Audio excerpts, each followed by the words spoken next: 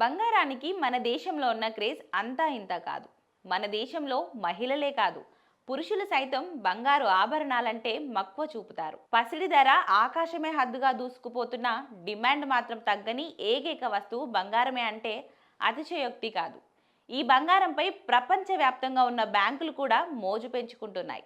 ఈ క్రమంలో గత కొంతకాలంగా కొన్ని కేంద్ర బ్యాంకులు సాధ్యమైనంత మేర బంగారం నిల్వలు అధికంగా పెంచుకునేందుకు మోజు చూపుతున్నాయి.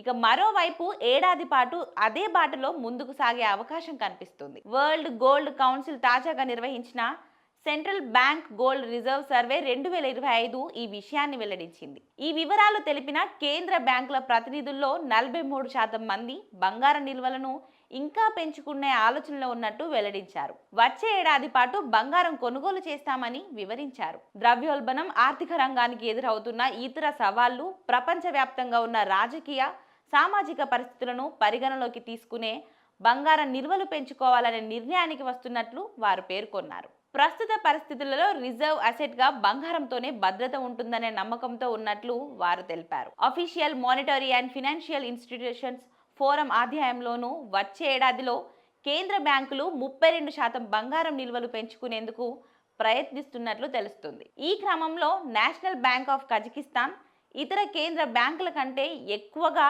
7 టన్నుల బంగారాన్ని సొంతం చేసుకుంది. 6 టన్నుల చొప్పున బంగారాన్ని తుర్కియే, పోలాండ్ కొనుగోలు చేశాయి.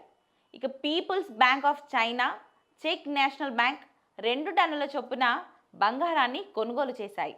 జూన్ నెలలో మానిటరీ అథారిటీ ఆఫ్ సింగపూర్ 5 టన్నుల బంగారాన్ని విక్రయించింది. కొంతకాలంగా కేంద్ర బ్యాంకులు ఏటా 1000 టన్నులకు మించి బంగారాన్ని అధికంగా కొనుగోలు చేస్తున్నాయి. గత 3 ఏళ్లలో ఏటా 1000 టన్నులకు పైగా బంగారాన్ని ఇవి సొంతం చేసుకున్నాయి. 10 ఏళ్ల క్రితం చూస్తే ఏటా 400 నుంచి 500 టన్నులకు మించి బంగారాన్ని ఇవి కొనుగోలు చేయలేదు. వచ్చే 5 ఏళ్లలో కేంద్ర బ్యాంకుల రిజర్వ్ అసెట్లలో బంగారం వాటా గణనీయంగా పెరగొచ్చు. అదే సమయంలో యుఎస్ డాలర్ నిల్వల వాటా తగ్గిపోతుందని ఆర్థిక నిపుణులు అభిప్రాయపడుతున్నారు.